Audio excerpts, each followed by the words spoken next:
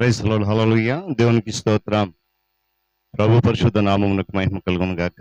క్రీస్తునందు ప్రియులారా, దేవుడు తన మహాకృపను బట్టి మరొక నూతన ఉదయ కాలంలో వేకువన లేచి ఆ నామాన్ని స్తుతించగలిగే చక్కటి శ్రేష్టమైన అవకాశాన్ని ప్రభు మనకి ఇచ్చారు. అందును బట్టి ఆయన గణనామానికి మహిమ కలుగును గాక. క్రీస్తునందు ప్రియులైన దైవజనులు, స్నేహితులు, విశ్వాసులు, సహోదరి సహోదరులు, ఈ కార్యక్రమాన్ని వీక్షిస్తున్న ప్రియ దేవుని బిడ్డలందరికీ యేసయ్య నామంలో శుభాలు, వందనాలు తెలియజేస్తూ ఉన్నాను. మీరంతా బాగున్నారు కదండి? చాలా సంతోషం. మీరంతా బాగున్నారని విని ఎంతగానో సంతోషిస్తూ ఆనందిస్తూ ప్రభువుని కనపరుస్తున్నాను. రండి, ఈ దినం కూడా మేము ప్రేమతో ఆహ్వానిస్తున్నాను. అనుదిన అభివృద్ధి ఉదయకాలపు ధ్యానాలు అనేటువంటి ఆధ్యాత్మిక కార్యక్రమంలో నాతో పాటు పాలుభాగస్తులై ప్రభువును స్తుతించండి, వాక్యాన్ని ధ్యానించండి, దైవాశీర్వాదాలు పొందుకోండి. మీ దగ్గర బైబిల్స్ ఉన్నాయా? తెరచి చూడండి. లేని పక్షాన చదివే మాట వినండి, గ్రహించి వాక్య ధ్యానంలో పాలుభాగం మనం చేస్తూ నేటి దిన ధ్యాన వాక్యంగా ప్రకటన గ్రంథము 3వ అధ్యాయము 22వ వచనం. సంఘములతో ఆత్మ చెప్పుచున్న మాట చెవిగలవాడు వినుగాక. దేవుడు తన పరిశుద్ధ వాక్యాన్ని మన కొరకు దీవించునుగాక. ప్రారంభించుకోండి, ప్రార్థన. ప్రేమ కలిగిన మా తండ్రి, స్తోత్రాలు, వందనాలు. తిరిగి మన నూతన ఉదయకాలంలో వేకువన లేచి మీ నామాన్ని స్తుతించగల అవకాశం మాకు ఇచ్చారు. ఎందుకంటే ఆయన ఈ ఆధ్యాత్మిక కార్యక్రమాన్ని అనేక మందిని బిడ్డలు వీక్షిస్తూ ఫలవర్తిగా మారుతున్నారు. మరింత ఫలవర్తిగా మార్చండి, నీ దాసుని బలపరచండి. ఈ కార్యక్రమం కేవలము మనుషుల కొరకు కాదు, కానీ నీ నామ మహిమార్థమై అనేకులు ఆత్మీయంగా బలపడడానికి మీరు ఇచ్చిన జ్ఞానము, అవకాశం బట్టి స్తుతులు చెల్లిస్తూ నడిపిస్తున్నందుకు వేలాది కృతజ్ఞతలు చెల్లిస్తున్నాం. ఈ దినం కూడా నీ కృప ద్వారా ఈ ఆరాధన నడిపించండి. యేసు నామములో ప్రార్థన అడుగుతున్నాను తండ్రి, ఆమేన్. చాలా సంతోషం ప్రియులారా.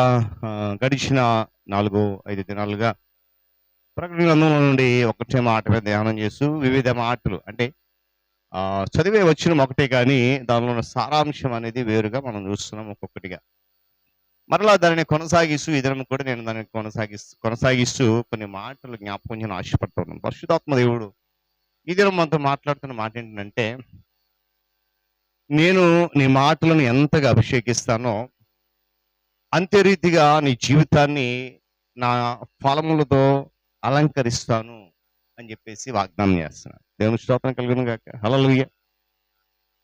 నీలో నన్ను లోతుగా పని చేయడానికి నువ్వు ఆహ్వానిస్తే, పని చేయడానికి నువ్వు సమ్మతిస్తే, సమూలంగా నీ స్వభావాన్ని మార్చేస్తాను.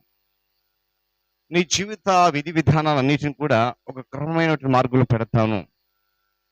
నేను నిన్ను ఒక ప్రేమగల క్రైస్తవునిగా, విశ్వాసిగా, సంతోషభరితమైనటువంటి స్నేహితునిగా, సమాధానం కలిగినటువంటి వాడిగా, ఓర్పుగల పౌరునిగా, ఓర్పుతో క్షమ అనుభవించేవాడిగా, దయగలవానిగా, మంచి పొరుగువానిగా, ఏమండి నమ్మకమైన వాడిగా, సాత్వికమైన వాడివిగా, ఆశా నిగ్రహం గల వాడిగా నేను చేస్తానని చెప్పి వాగ్దానం చేస్తున్నా. దేవుని స్తోత్రం కలుగును గాక. గట్టిగా హల్లెలూయా. బాగుగా జీవించిన జీవితాన్ని విరోధమైనటువంటి వాదన ఏది లేదండి. నువ్వు మంచిగా జీవించిన ఆశపడుతూ ఉన్నప్పుడు ఆ మంచి జీవితాన్ని కొనసాగింపు చేయడానికి సమర్థుడైనటువంటి దేవుడు, లేక సమర్థుడైనటువంటి పరిశుద్ధాత్ముడు నీతో నాతో ఉన్నాడనే సత్యాన్ని గమనించాలి. ఉదయ కాల సమయంలో అంటున్నాడు దేవుడు, నా ప్రియ దేవుని బిడ్డ, నా కుమారుడు, నా కుమార్తె, ఈ లోక సంబంధమైన ఉద్యోగంలో నువ్వు బిజీగా ఉండొచ్చు. ఈ లోక సంబంధ ఉద్యోగాలు ఏదైనా కూడా నేను దానిలో నీకు సహాయం చేస్తా. నువ్వు చేసిన పనిలో నువ్వు సమర్థతతో పని చేయాలి. నువ్వు చేస్తున్న పనిలో సార్థకత ఉండాలని చెప్పి నేను వాంఛిస్తున్నాను, ఆశిస్తున్నాను. దాని కొరకు నీకు అవసరమైతే నేను నీకు తోడుగా ఉంటాను, నీకు సహాయం చేస్తాను.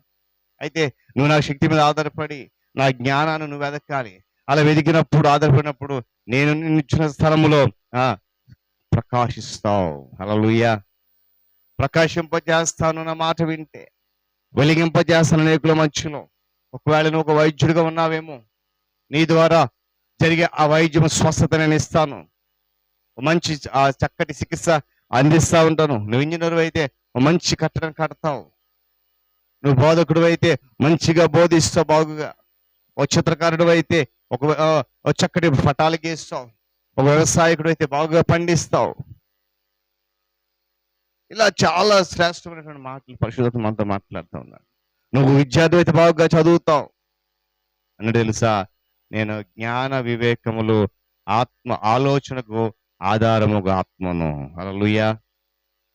వెదగలసిన దేవుని బిడ్డలారా, సంఘములతో ఆత్మ చెప్పుచున్న మాట చెవిగలవాడు వినును గాక అంటున్నాడు. ఆయన సహాయపడలేనటువంటి పని వృత్తి అనేది ఏది లేదండి. ప్రతి పనిలోనూ, ప్రతి వృత్తిలోను, ప్రతి ఉద్యోగంలోనూ సహాయం చేసేటువంటి దేవుడు పరిశుద్ధాత్ముడు.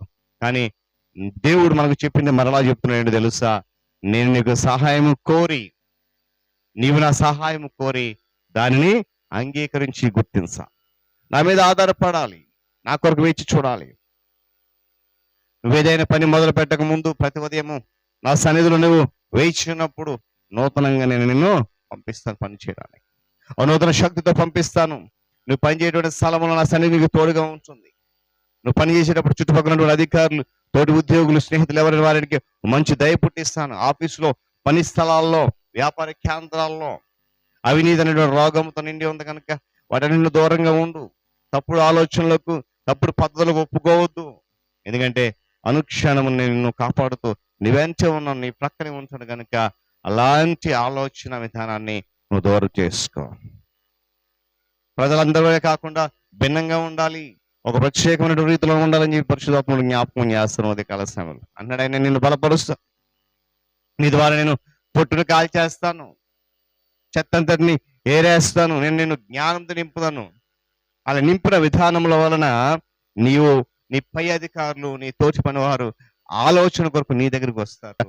ఆ వాగ్దానాన్ని స్వీకరించి పొందుకోవాలంటే మనం ఆయన మీద ఆధారపడి, ఆయన తట్టు తిరిగి, ఆయన సహాయం కోరి దాన్ని అంగీకరించి గుర్తించినప్పుడు తప్పనిసరిగా నీ జీవితం ఒక అందమైనటువంటి విధానంలో మారుతుంది. దేవుడి మాటలు మన కొరకు దీవించునుగాక. తల నుంచి కళ్ళు మూసుకునండి, ప్రార్థన చేసుకుందాం. ప్రేమ కలిగిన మా తండ్రి, కృపా సత్య సంపూర్ణుడా, సకలాశీర్వాదములకు కారణభూతుడా, మీ గణనామానికి స్తోత్రాలు, వందనాలు. తిరిగి మనకు నూతన ఉదయ కలుపు వేళ వేకుని లేచి మీ నామాన్ని స్తుతించగలిగేటువంటి ఒక శ్రేష్టమైన అవకాశం మాకు ఇచ్చారు. అందులో బట్టి వందనాలు. ఆధ్యాత్మిక కార్యక్రమం ద్వారా అనేక మందిని బిడ్డలు నాయన పాలిభాగస్తులై స్తుతిస్తూ, ఆరాధిస్తూ, గణపరుస్తున్నారు, ఆత్మీయ మేలు పొందుకుంటున్నారు. అటు రీతిలో మీరు నడిపిస్తున్నాం, వందనాలు. తిరిగి నూతన దినంలో మరలా నీ దీనదాసులు, సేవకుల కొరకు ప్రార్థిస్తున్నాను. ప్రపంచ మూలల భారముతో ప్రయాసం పని జరిగిస్తుండగా నీ సన్నిధి కాపుదల, కాంతి వార్త వంశమని వేడుకుంటున్నాను. నాయన వారి సంఘము, వారి పరిచర్య, వారి కుటుంబాన్ని మీ ఆత్మజత నింపి నడిపించి కృపలు వర్ధలింపచ్చని నీకు స్తోత్రాలు.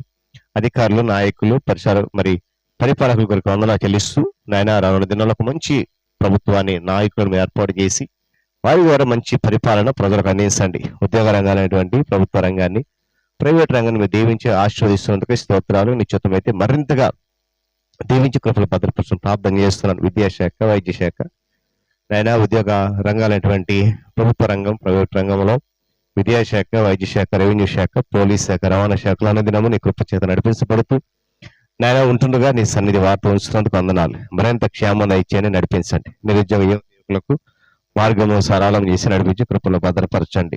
నాయన రైతులు, వ్యవసాయదారులు, వ్యాపారస్తులు జ్ఞాపకం చేసుకుని లాభసాటి కలిగి చేయండి, నష్టం అంతటిని దూరపరచండి. అదేవిధంగా నా తండ్రి మరి చిన్న బిడ్డలు, యవనస్తులు, వృద్ధాప్య వారికి ఆరోగ్యం, క్షేమం, నెమ్మది దయచేయండి, క్షేమం దయచేయండి. అనారోగ్యంలో బాధపడిన బిడ్డలు అనేక మంది వేస్తున్నాము, వారికి స్వస్థత కావాలి, సహాయం గ్రహించండి. నాయన ఐదుగు తోట వెళ్ళిపోతే యవనస్తులు వాక్యత పట్టుకోండి, సత్యం అనుసరించక అసత్యం పడుతున్న అనేక మంది సత్యం నీవని గ్రహించే కృప దయచేయండి. వివాహాల కొరకు, గర్భఫలం కొరకు బిడ్డలు ఎదురు చూస్తున్నారు, మార్గం సరళం చేయండి. గర్భంతో బిడ్డలకు సుఖమైన ప్రసవం, తల బిడ్డలకు క్షేమం దయచేయండి.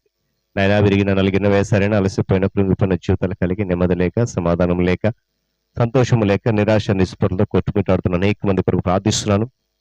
నాయన వారు మరి నెమ్మది లేక, సమాధానం లేక, సంతోషము లేక, మానసికంగా నలిగిపోయి, కృంగిపోయి, చితికిపోయిన జీవితాలు కలిగి నాయన మానసిక వేదన, అలజడి దుఃఖంలో ఉన్నారు, వారందరూ విడిపించండి. శ్రమలు, సమస్యలు, ఇరుకుల ఇబ్బందుల నుండి, కష్టాల నుండి, ఆర్థికంగా, మానసికంగా, శారీరక ఇబ్బందుల నుండి, కన్నీరు దుఃఖం వేదన నుండి నామములు మరి విడుదల కలిగి చేయమని వేడుకుంటున్నాను. మరి ఏదైనా ప్రయాణం కొరకు వందనా చెల్లిస్తూ నాయన నీ దీనదాసులు ఎక్కడికి వెళ్ళిపోతున్నారు, ప్రయాణం అంతా క్షేమం దయచేయండి. రైతులు, వ్యవసాయదారులు, వ్యాపారస్తులు ఆయనకుల పనిపాట్లకు, ఆయనకుల కూలి పనులకు, ఆయా శాఖలలో ఉద్యోగ బాధ్యతలు నిర్వర్తించడానికి, బంధువుల గృహాలు, స్నేహితుల గృహాలు, శుభకార్యాలు, రకరకాల విహారయాత్రలు, ఇంకా ప్రతి ప్రయాణంలో ప్రతి వాహనాన్ని మీ స్వాధీనం ఉంచుకొని కృపల భద్రపరచడం వేడుకుంటున్నాను. నాయన నూతనంగా జన్మదినం జరుపుకున్న బిడ్డలు ఇచ్చిన దయాగ్రహం దీవించి ఆస్వాదించండి, కృపలు భద్రపరచండి. వివాహ దినం జరుపుకున్న బిడ్డలు వరదాంపు జీవితంలో ఆశీర్వాదాలు కుమరించండి, మెండుగా దయచేయండి. అది పితరులు జ్ఞాపకం చేసుకున్నారన్న ఆదరణ ఓదర్పు దయచేయండి. ఈ దినమంతా రేఖలు దాచి కృపలో భద్రపరిచి క్షేమం దయచేసి మహిమ కొనపండి. యేసు నామమున ప్రార్థన అడుగుతున్నాను తండ్రి, ఆమేన్. ప్రియదేవుని దీవెన, ఆయన సన్నిధి కాపుదల సదాకాలం మనందరికీ తోడైన నడిపించును గాక. ఆమేన్.